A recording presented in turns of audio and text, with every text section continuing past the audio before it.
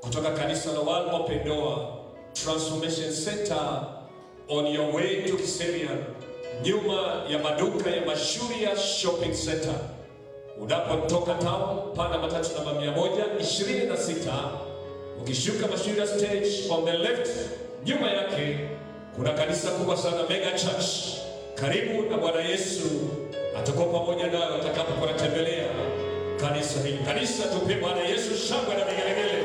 Napokaribisha wala natazama kule nyumbani, piga Yesu vigelegele, shangwe.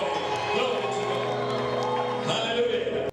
Tarehe 26 Novemba tutakuwa na crusade kubwa sana kimataifa kule Uhuru Park. Piga Yesu makofi mazuri. Amen.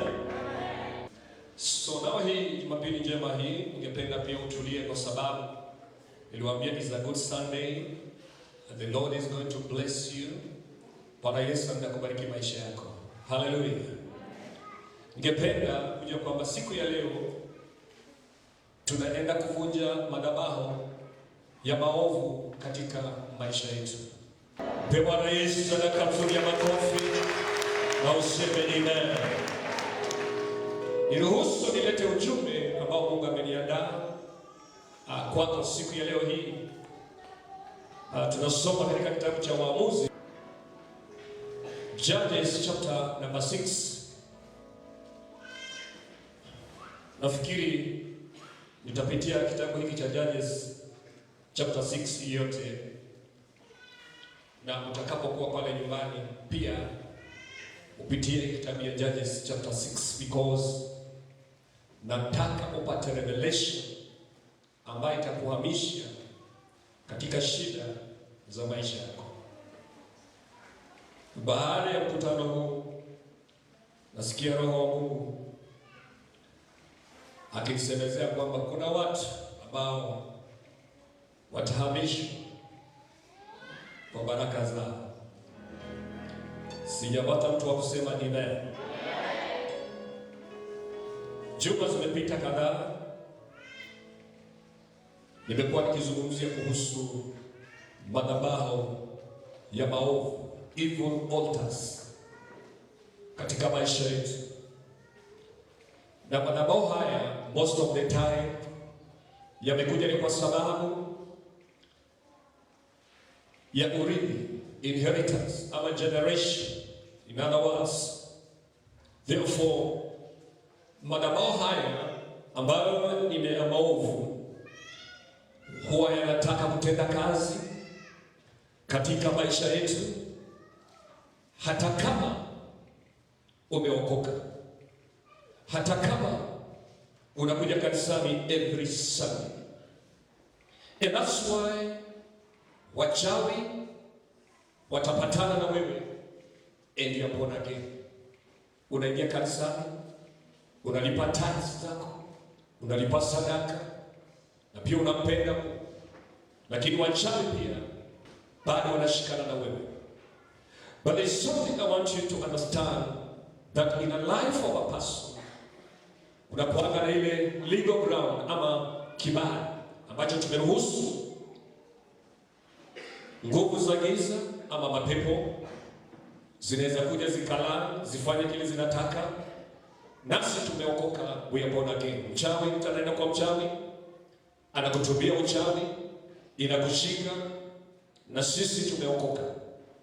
So nilipokuwa natafakari mambo haya, kwa sababu this ministry, the main purpose why huduma hii ina exist ni kwamba we expose the devil.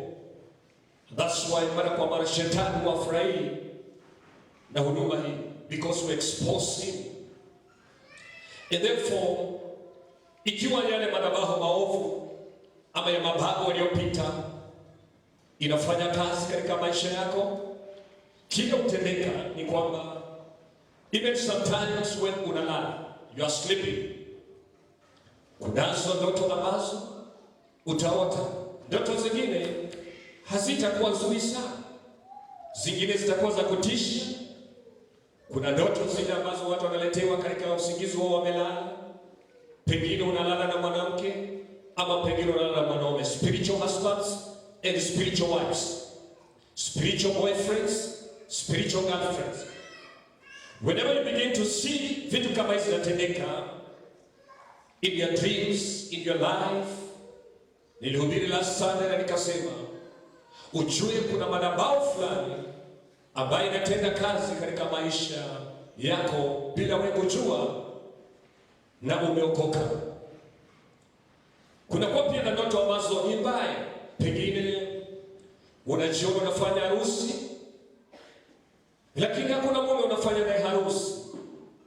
But sometimes unaota kwamba unapaa, niliwaambia Jumapili you are flying. Unajua vizuri kwamba you cannot fly. So mambo haya yote yanatendeka katika ulimwengu wa roho wakati umelala, when you are asleep. In the flesh you are so weak. Remember, wakati mtu you are so weak in the flesh, yani mwili haina nguvu, the spirit wanga na nguvu sana. And that's why unapomwona mtu amekufa in the spirit, anakuanga very strong. There is need for you to understand ya kwamba life in the spirit iko very strong kuliko life in the flesh. Basi utapata ndoto zingine pia za kuona watu waliokufa. Some people died so many years in your life. Pengine mama yako or relatives, a very close brother, they keep on appearing katika ndoto zako. Unamuona kabisa lakini unataka kusemezana na yeye. Ujue kwamba kuna madhabahu fulani inafanya kazi katika maisha yako. So leo hii generally zile ndoto mbaya huanga zinafuata watu. It is because ya madhabahu fulani inafanya kazi. Because last Sunday nikasema madhabahu huzungumza, the altar speak. Yanapozungumza, that is when now unajiona kwamba unakutana na watu ambao waliokufa. Unaona ndoto ambazo sio nzuri. Kuna vitu ambavyo utaona katika ndoto zako in the spiritual world, because that time umelala. Wanaweza sana.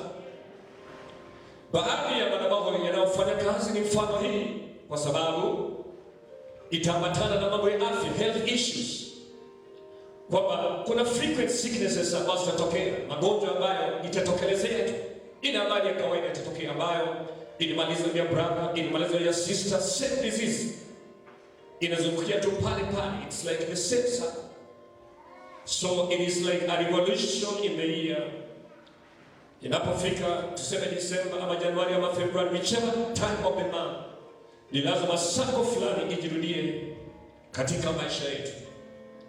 And that's why I've been praying and the Spirit of God revealed to me, tell my children to wake up.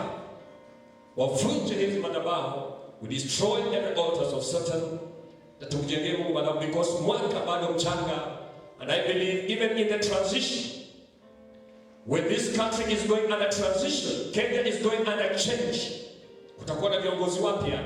Therefore, even yourself in your life, to in a transition in the spirit, upate baraka mpya katika maisha yako. Bwana Yesu asifiwe sana. Therefore, kuna magonjwa kama cancer, diabetes, magonjwa ya arthritis, TB. Hizo kuoka in every family. Nasikia kwamba mtu fulani ana TB, ako kwa madawa, such like. Want us to stand strong, because kuna yale madhabahu ambayo inayafanya magonjwa yao yaweze kula in your lives. Pengine wengine wanakuwa katika ndoa, watoto wanatafuta wapatikane. It is a traditional trend ambao tendeka in various families. Or sometimes inakuwa delayed miracles. You try to look for a child, the child delay to come. In other areas ambapo far kama na hiyo, when you are alone, peke yako, kuna spirit nyingine inaitwa spirit ya masturbation. Masturbation is a spirit na uzoefu fulani wa kufanya mapenzi peke yako. This spirit ndio pia inashikana pamoja na ile spirit ambayo inaendesha ama inaongoza watu kuona ndoto zile za spiritual husband and spiritual boyfriends, spiritual girlfriends and spiritual wives. Zote zinashikana, huwa zinafanya kazi moja, because that demon ni pepo moja ambaye huzunguka, inaitwa Mukuru. Sema amen. Hiyo inaitwa roho ambayo imeunganika na madhabahu ya zile tabia mbaya, bad habit. Very frequently in the end times, hizi nyakati tunaishi, many families zina experience divorce na separation. Yafaa uelewe there is nothing so much apart from foundations, misingi ambazo ni za core generation issues. Tupe Bwana Yesu makofi ya juu na tuseme amen. Pengine katika maisha unaweza kuwa umepata kazi, hiyo kazi inapotea tu, the job just disappear. Sababu ya wewe kufutwa ile kazi haionekani, lakini wewe unafutwa kazi. Or because ungepewa promotion, hiyo promotion inakuruka inaendea mwingine. Lazima to address some foundations in our lives, the reason why things are happening to us. Because I always say, na nitarudia kusema, I don't know why bad things happen to good people and good things happens to bad people. Sijui kwa nini vitu vizuri hutendekea wale watu wabaya, na wale watu wazuri wanatendekewa na vitu vibaya. And God has a specific answer. God has a specific answer. Because God katika maumbile yake anasema maombi ya mtakatifu ni manukato kwa Mungu.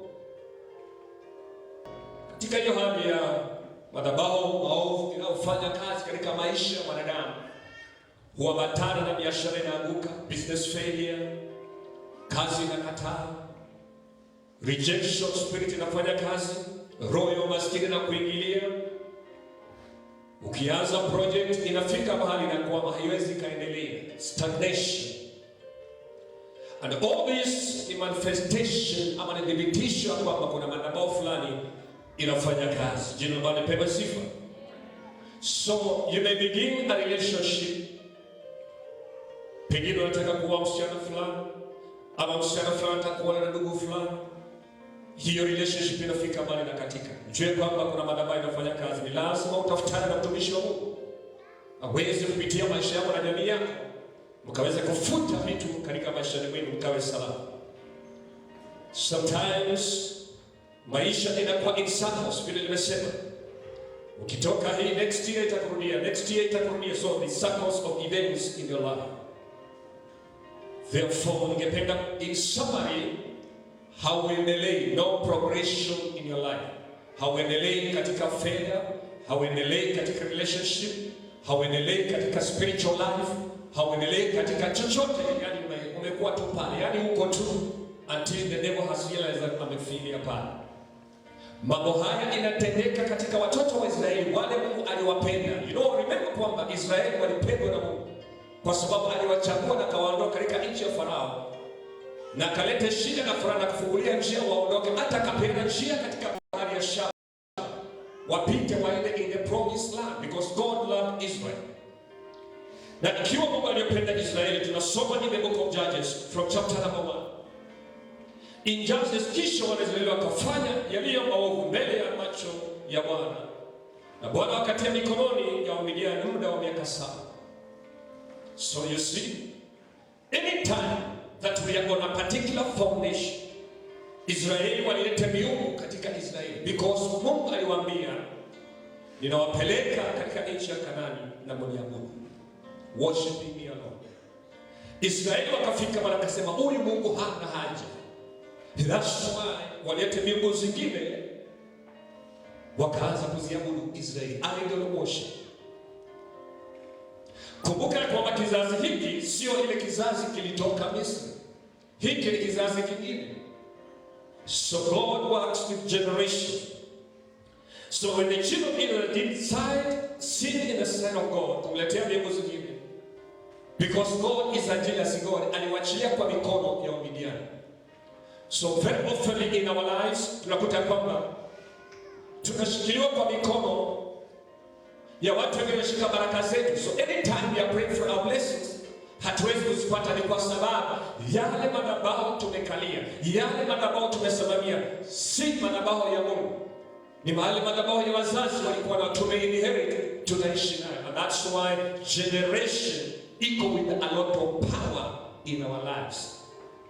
Biblia inasema basi ikawa hapo Israeli, mstari wa 3, walipokuwa wamepanda mashamba, Wamidiani walikuja wakakwenda Wameleki, na hao wana wa mashariki waliondoa mimea yao.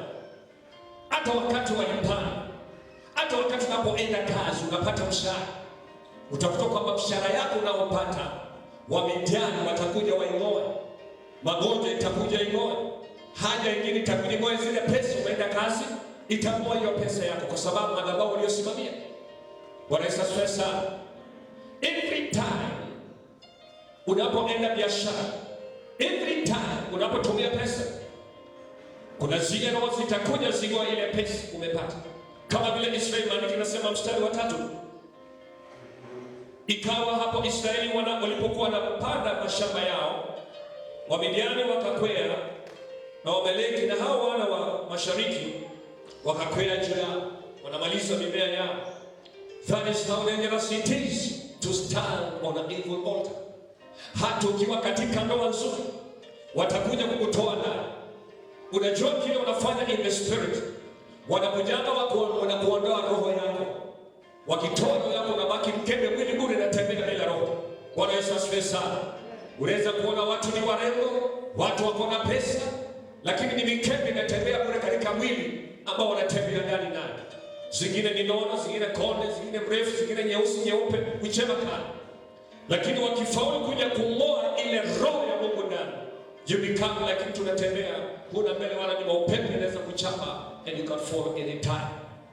Lakini leo Bwana kaniambia lazima mpumuzie pumzi fresh from heaven that you may gain strength in the spirit. Tunapokuja madhabahu ya ukoo, piga Yesu makofi ya juu, sema amen. Piga Yesu makofi ya juu, sema amen. Ningependa tuangazie mstari wa 6. Israeli alikinasema walitwezwa sana sababu ya Wamidiani, na wao wana wa Israeli wakamlilia Bwana. So wakati waligundua hiyo, waliamua kumlilia Bwana. They decided to cry to the Lord. Na ikaja kapita wakati fulani, mstari wa 7, Israeli walipomlilia Bwana, Mungu akawatumia nabii. In verse number 8, mstari wa 8 pale, the Lord sent a prophet to the children of Israel who said to them, thus says the Lord God of Israel, I brought you out of Egypt and brought you out of the house of bondage, and I delivered you out of the hand of the Egyptians and out of the hand of all who oppressed you, and drove them out before you and gave you their land. Also I said to you, I am the Lord your God. Do not fear the gods of Amorites, in whose land you dwell. Msiogope yale maovu yanayokuja, msiogope ile shida unayopitia, usiogope ile maskini iliyokuangazia, usiogope ile rejection iliyokufuata, usiogope yale magonjwa ya jamii yenu, because Mungu anasema I am your God. Bwana asifiwe sana. The moment ulipokoka, Mungu anasema I am your God. Mimi ni Mungu wako. Wakati umeokoka, Mungu ni Mungu wako. Mungu anasema hivyo. Wakati unapoanza kumlilia Bwana katika ibada hii, ningependa watu wamlilie Bwana. Mungu anataka tutambue kwamba yeye ni Jehova na anaweza kumaliza jambo yote katika maisha yetu. Pigie makofi mazuri na tuseme amina. Kama umeokoka leo hii, nataka utie bidii katika wokovu wako. Kuna vitu vinakutendekea ambao hujafurahia katika maisha yako mpaka leo. Leo tutararua madhabahu ya shetani. Leo tutararua madhabahu ya kuugama. Leo tutararua madhabahu ya shangazi na kina anti. Tutasimama kama ni mimi niliokoka mbele ya Bwana. Niombe maombi yangu ili manukato mbele ya Bwana. Piga Yesu makofi ya juu na useme amen, amen. Makofi haya yanatosha, tupige Bwana Yesu makofi mazuri. Sema amen. Praise be to Jesus. So Biblia inasema mbele mstari wa 11, kwa sababu Israeli walitumiwa nabii. Bwana Yesu asifiwe sana. Inafikanga mahali katika maisha yako utumiwe mtumishi wa Mungu. Nami Mungu amenituma kwako uweze kukombolewa. Bwana Yesu asifiwe sana. Piga Bwana Yesu makofi mazuri, sema amen, amen. We give you praise, we give you praise, we give you praise, we give you praise, we give you praise, we give you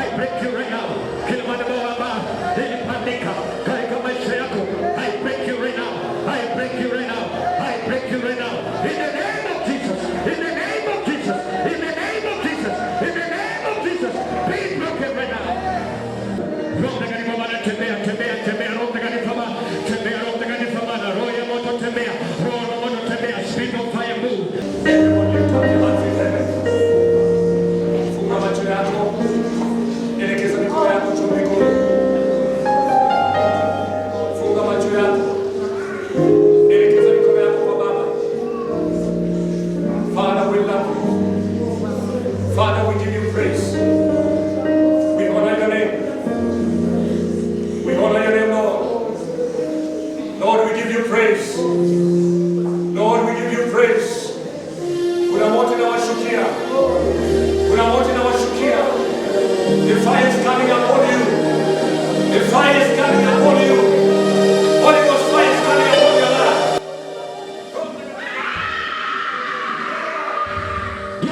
Fire is coming upon you. Fire is coming upon you. Fire is coming upon you. Holy Ghost is coming upon you. Wherever you are. Right up the Shiva. Right up the Shiva. Right up the Shiva.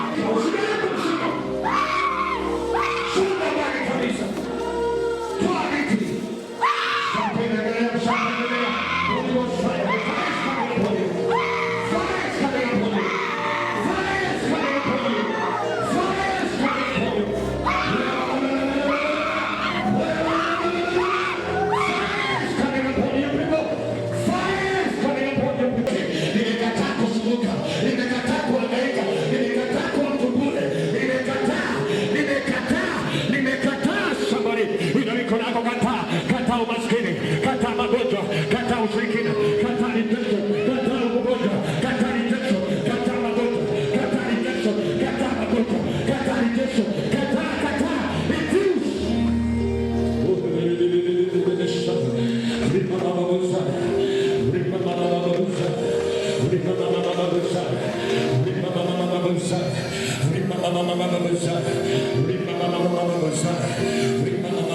Amini ndani ya Yesu, ambia Bwana Yesu, here I am, tenda kazi na mimi.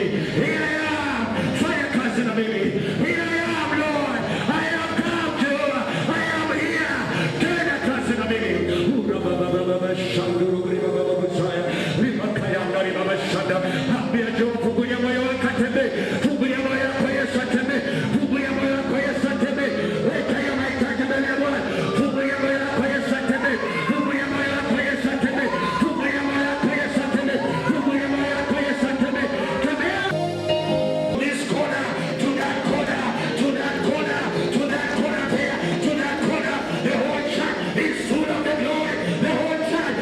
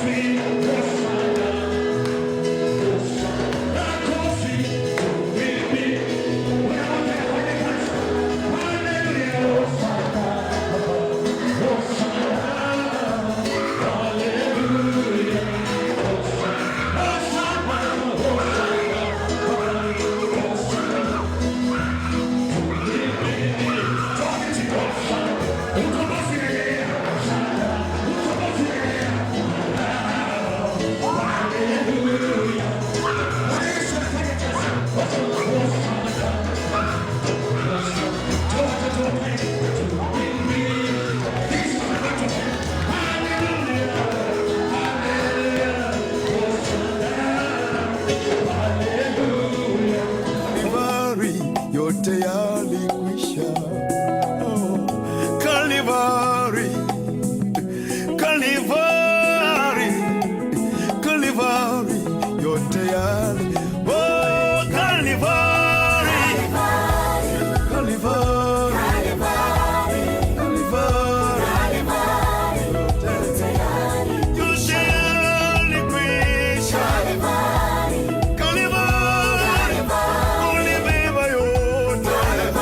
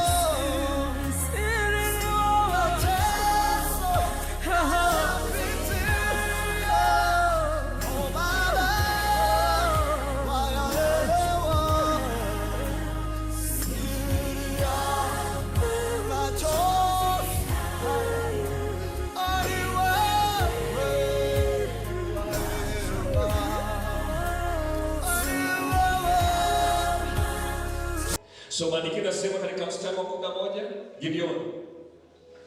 Kisha malaika wa Mungu akamtokelezea Gideoni penye alikuwa ameketi katika hema lake.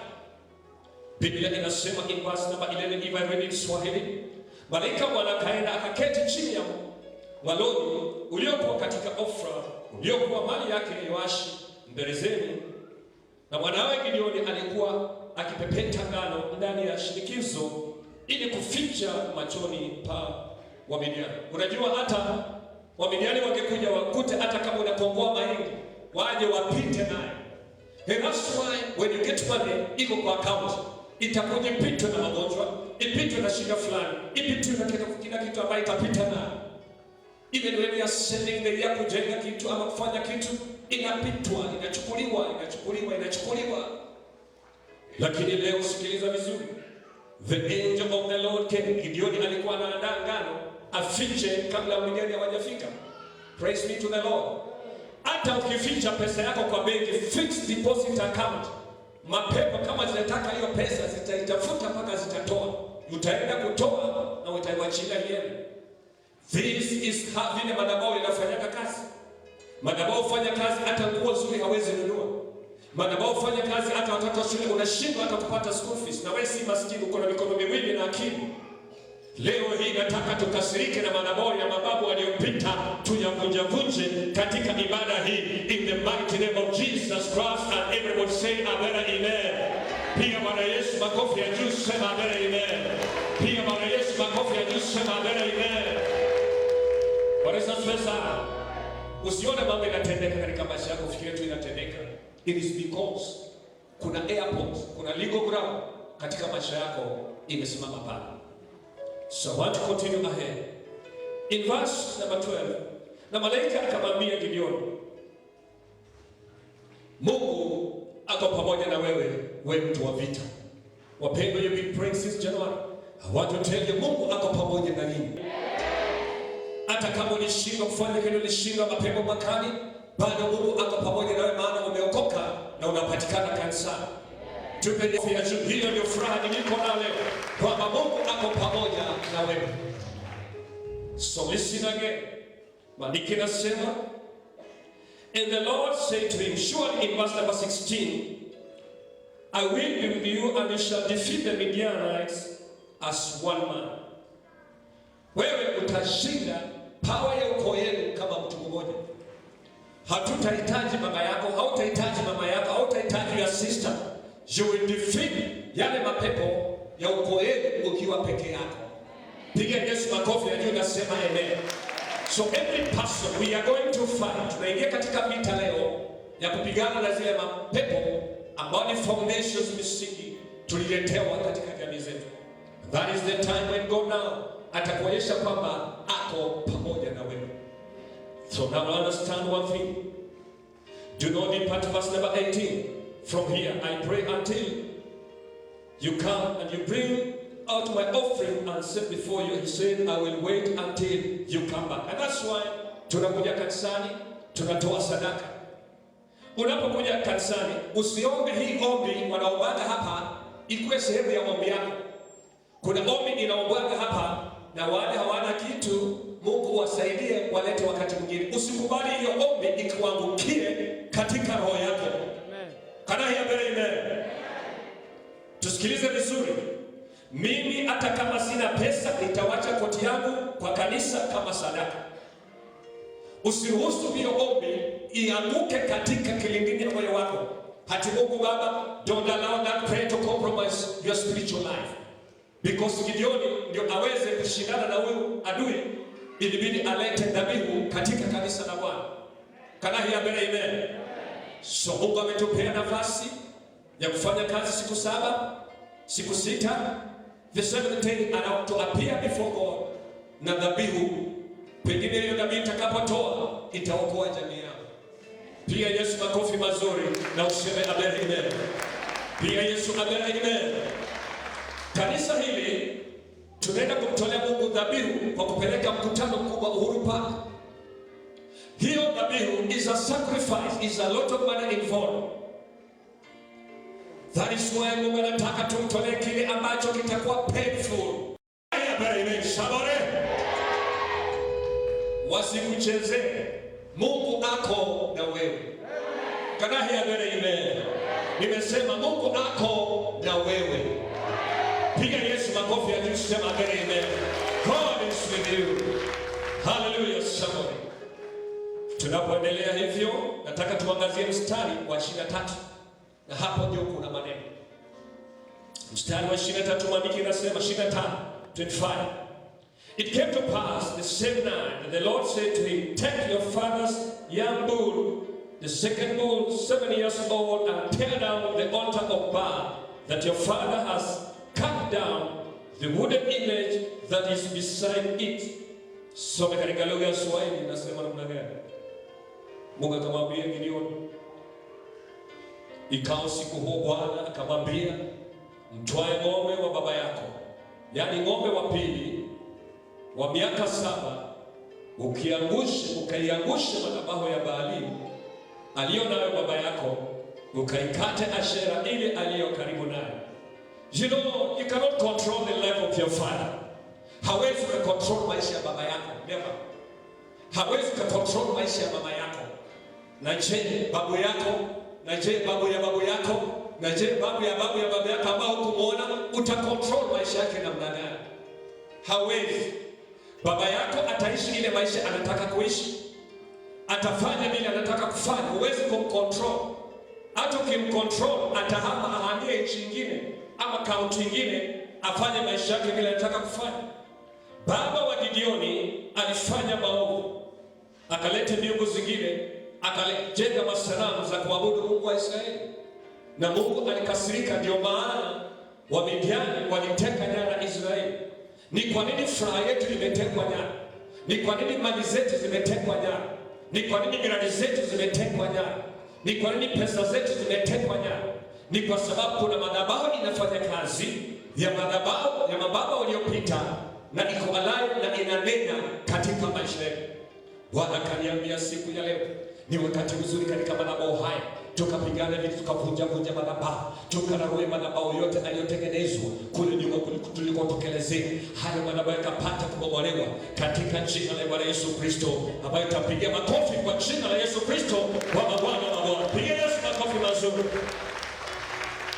Soma nikisema in verse number 26. Mungu akamwambia Gideoni, and build an altar to the Lord your God on top of this rock in the proper arrangement, and take the second bull and offer a burnt sacrifice with the wood and the image, it shall be cut down. Baada ya kuangusha madhabahu, Gideoni aliambiwa na aweze kuchinja dhabihu, ateketeze dhabihu kwenye madhabahu, so that attract the presence of God. Our God is a God who likes a sacrifice. Mungu wetu anapenda dhabihu, kumtolea dhabihu. Sikiliza vizuri maandiko yanasema. Ni maandiko yameandikwa, sio pastor anasema.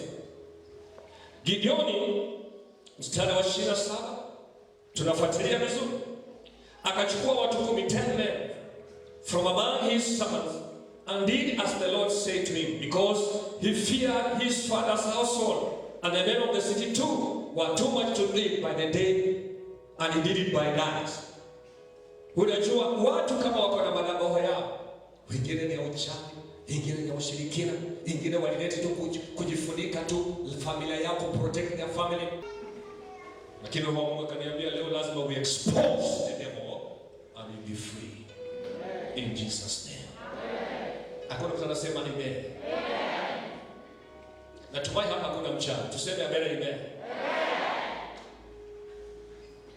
So hivi vitu hutendeka, vitu zingine zimetendeka, pengine wewe ni mtoto uliendaga shule, zinatendeka huko shule. Tupige Bwana Yesu makofi ndio tuseme amen. Kana hiya amen. Watakuona kama wewe tukisirana, nakwambia hata usije kujenga, unamwambia sawa, kaina mashamba yenu na Mungu atakubariki na shamba. Am I speaking to somebody in this church today? Wasikutishe, you have a God.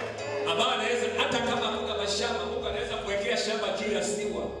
Na kuambia shamba lako liko pale, ingia ndani. We serve a mighty God who can do anything in your life. Tupigie Yesu makofi ya jina useme amen. Mungu ni Mungu. Akiamua utaenda na hii, utaenda na hii. Akisema atakubariki na hii, atakubariki na hii. So don't you worry. Pigia tu makofi ya juu na useme amen. Don't you worry. Stay put in Jesus Christ. Na yeye atakuonekania na atakujibu maombi yako. Am I speaking to someone? So maandiko yanasema Gideoni aliogopa sana kwa sababu unajua madhabahu yamejengwa na wazee, utaenda kuiharibu namna gani mchana unaharibu unaharibu, watakuua. Kabla hujazaliwa hii madhabahu ilikuweko. Kabla hujaanza shule hii madhabahu ilikuweko. Nini natuonyesha ile mtoto? They will kill you. So the only way alienda kufanya usiku. What is the stress? Kwa maana Mungu amemwambia aende aharibu. Sikiliza vizuri. Kupeleka pole pole. Then maandiko yanasema mstari wa 28 tuko pamoja. And when the men of the city arose early in the morning, soma kwa Swahili. Hata watu wa mji walipoondoka asubuhi na mapema, tazama madhabahu ya Baalimu imebomolewa na ile Ashera iliyokuwa karibu nayo imekatwa, na yule ng'ombe wa pili ametolewa sadaka juu ya ile madhabahu iliyojengwa. Wakaambiana, ni nani aliyetenda jambo hili? Ni nani aliyetenda jambo hili? Today I want you to take courage. Watashangaa ni nani alibomoa madhabahu katika familia yetu ya maovu. Kumbe ni wewe. Kumbe ni wewe. Piga Yesu makofi ya juu. Sema, Bwana Yesu, unisaidie nisimame kama Gideoni. Pengine hata ile shida unapitia sasa ni kwa sababu ya jamii yako, kwa sababu ya madhabahu ya jamii yenu. Lakini wakati Mungu atakusaidia ubomoe hiyo madhabahu na hiyo mbegu yao yote leo, the Lord will set you apart for his blessings. Pia Bwana makofi ya juu. Sema amen. Hallelujah. So now in verse number 28, react. What is this verse? Anahia amen. Semeni madhabahu haitaki mama sikilize habari hizi.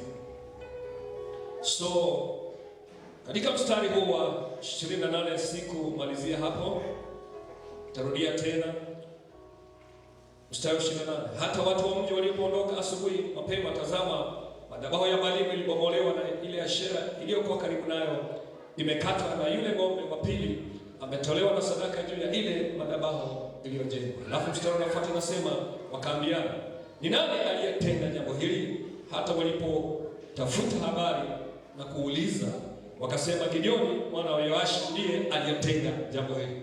Walijua Gideoni mtu mtakatifu, Gideoni mtu ambaye ni mkamilifu, ni anaweza kuwa yeye ndiye ametenda. So na wakasema tu ni yeye, na wakamwendea Gideoni pale alikuwa pale ndani, waje tutatafuta siku nyingine kile kimtendekea Gideoni. Lakini maandiko inasema,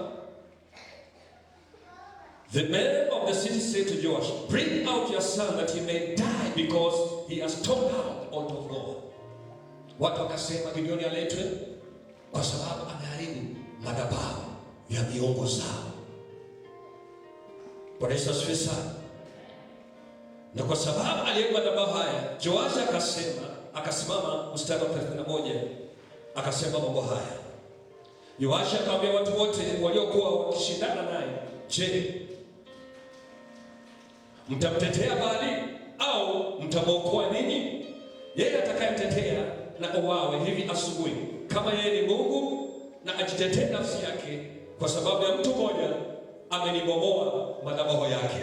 Basi akamwita Yerubali siku hiyo akisema, Baali na atete naye kwa ajili ya nafsi yake, kwa sababu ya amenibomoa madhabahu yake.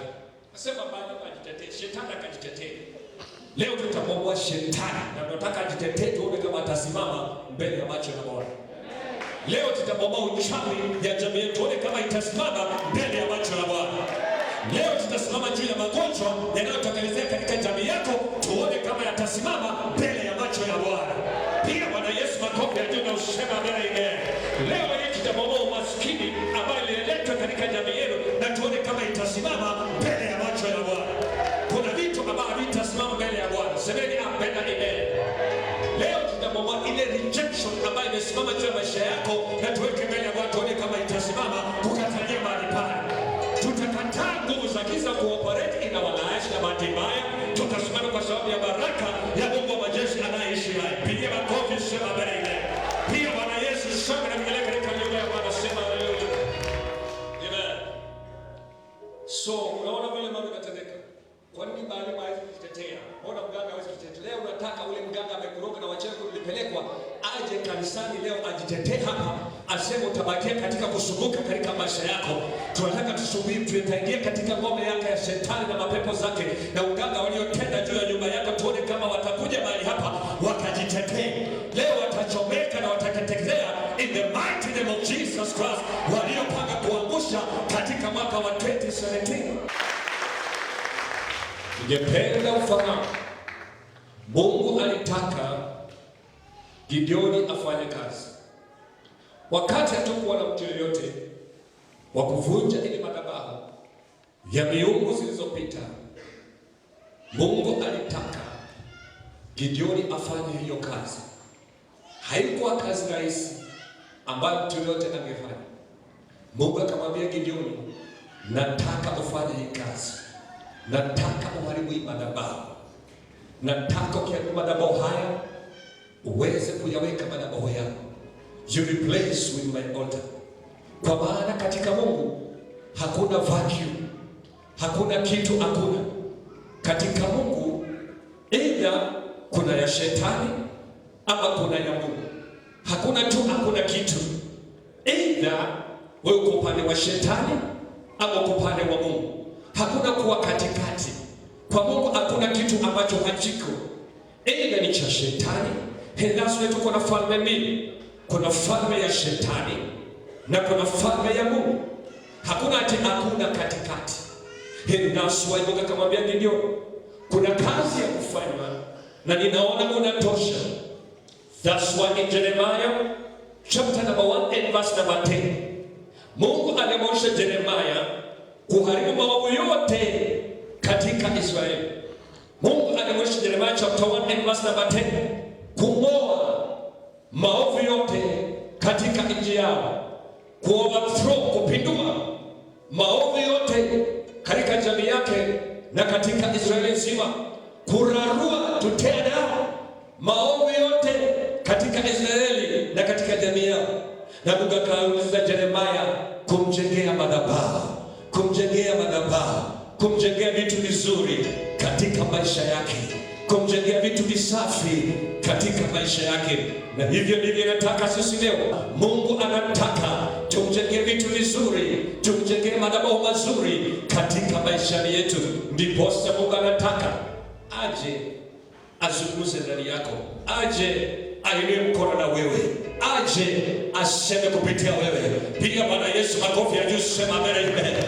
Piga Bwana Yesu makofi ya juu, sema amen. Today nauliza Mungu, I'm asking God kwamba atumike leo katika maisha yako, aweze kung'oa, overthrow, alipue, ang'oe, ararue kila madhabahu maovu yaliyojengwa kupitia ukoo. It is very evident kwamba tumetokelezea kwa ukoo. As I always say every time, si kupatikana kwa hewa, nilipatikana kwa mama, na mama alipatikana kwa mama, na mama alipatikana kwa mama, na mama alipatikana kwa mama, na mama alipatikana kwa mama, na mama wa mama, na mama wa mama mama. So that is how we came in existence. Don't you assume. Usipuzie na kudharau. Tumetokelezea kule nyuma, ni details, ni details. Ndio mimi patikana, ni mambo ya ajabu, details, details. Kama mzee fulani kaenda kutafuta mama, kajificha kwa vichaka. I do not know when I was born, when my mother was in the bush or it was in the house. I don't really know, but I know kuna madhabahu fulani ilikuweko. Nimetokelezea mahali pengine madhabahu yangejakuwa sawia. Nisipo mahali madhabahu na nimeokoka, haitajitoa yenyewe. Lazima nisimame nirarue.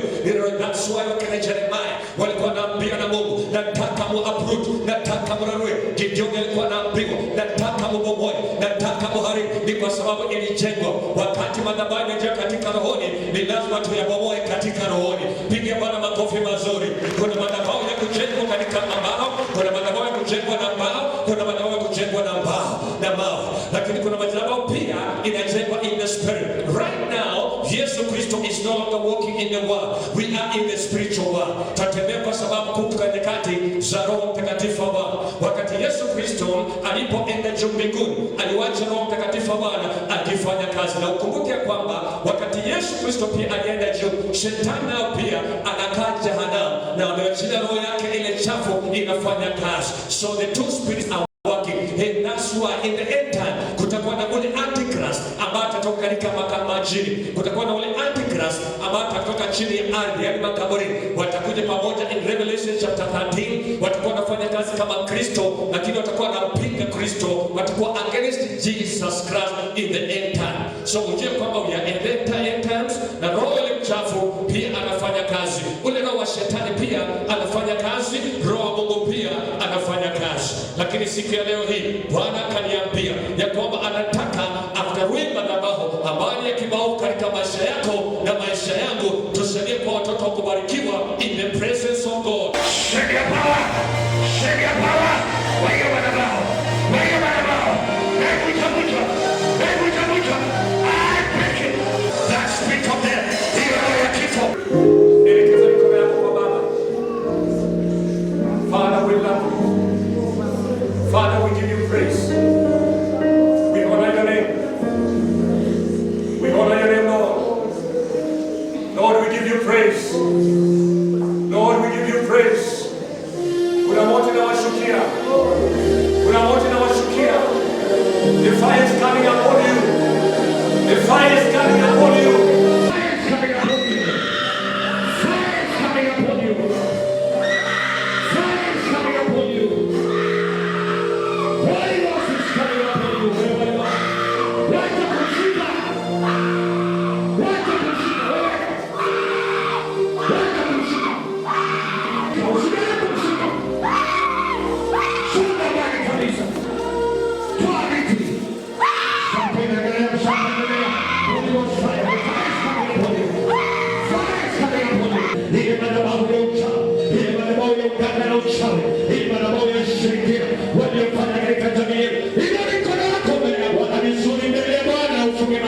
Fire is coming.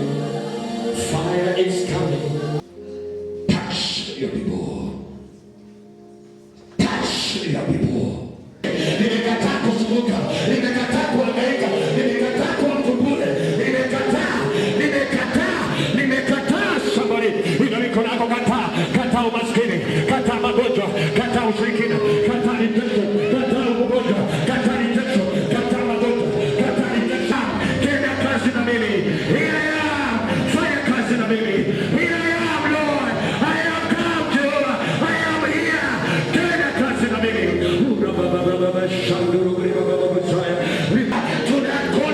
To that corner there, to that corner, the whole church is full of the glory, the whole church.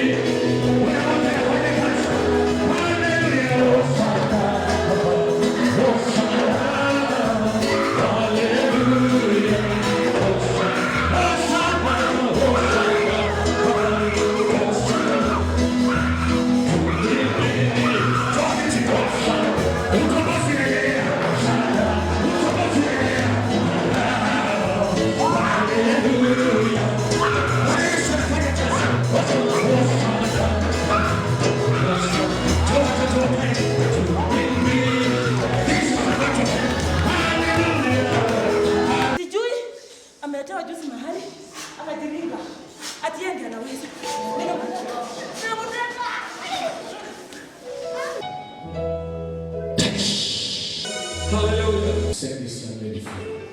By the power and the blood of Jesus Christ. Zile siri zote zilizo kwenye ndoa tunazi expose in the name of the Father, the Son, and the Holy Spirit of God. Atasimama bila masharti katika hiyo ndoa. In Jesus name. Baraka za mtoto huyu na faida na milango zake. Kwa jina la Yesu Kristo tuseme zote amen. Kalvari, Kalvari, yote yalikwisha. Oh, Kalvari, Kalvari, Kalvari, yote yalikwisha.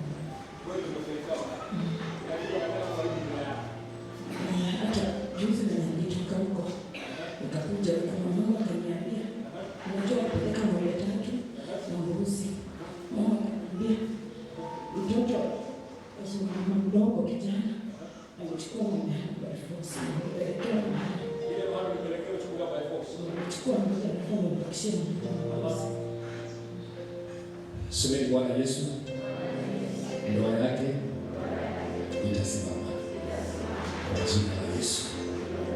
Father, in the name of Jesus, I surround her with the blood of the covenant. Ndoa yake inasimamisha. Auombea baraka katika ndoa yao. Auombea mzee wake. Auombea pia watoto wake na wazazi wake. Wabarikiwe hadi wachawi waokoke. Asante Yesu, uje wake. Funika kwenye damu huyu na mzee wake na watoto wake na damu ya Yesu Kristo. Na kila mmoja sema amen. Hawatakupata. Nimekuficha mahali ndani ya Yesu. Hawatakupata. Bye bye. God bless you. Piga Yesu makofi mazuri.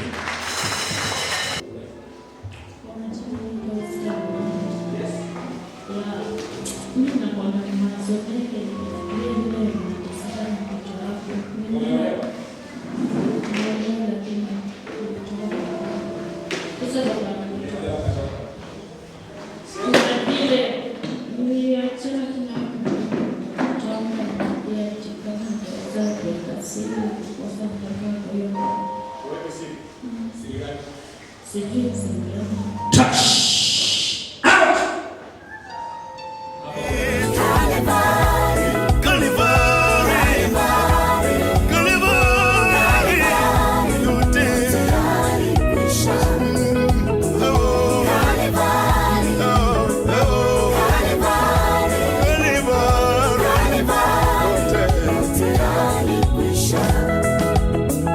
Kwa kupigwa kwako tumekombolewa, kwa kusulubiwa tumekombolewa. Umeyachukua masikitiko yetu, umejitwika huzuni zetu. Ulijeruhiwa kwa makosa yetu, kwa kupigwa kwa